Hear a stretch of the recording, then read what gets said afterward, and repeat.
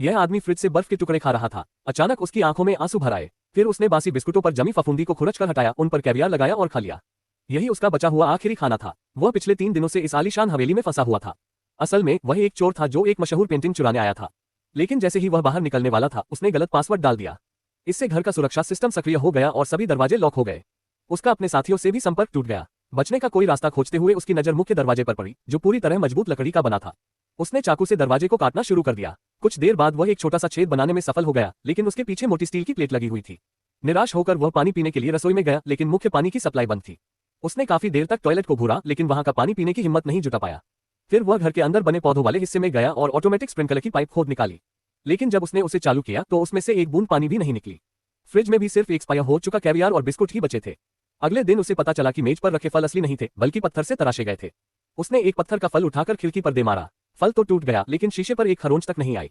अचानक air conditioner ने कमरे को गर्म करना शुरू कर दिया। खुद को ठंडा रखने के लिए वह स्विमिंग पूल में कूद गया, लेकिन पूल का पानी बेहद खारा था। यहाँ तक कि मछलियों का टैंक भी नमकीन समुद्री पानी से भरा हुआ था। जब वह पूरी तरह निराश हो चुका था, तभी उसने निगरानी कैमरे की स्क्रीन पर एक नौकरानी को देखा। वह तुरंत एक लोहे का बर्तन लेकर दरवाजे पर जोर जोर से पीटने लगा ताकि उसका ध्यान खींच सके।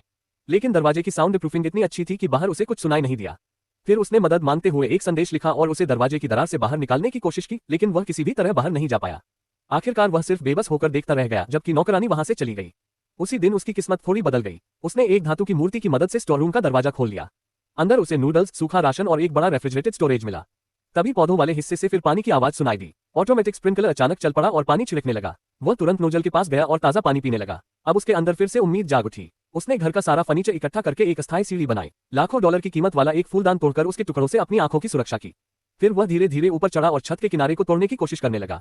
लेकिन छत मजबूत कंक्रीट के स्क्रू से जकड़ी हुई थी। उसने लकड़ी को तराशकर रिंच जैसी आकृति बनाई और एक एक करके सभी स्क्रू खोलने लगा।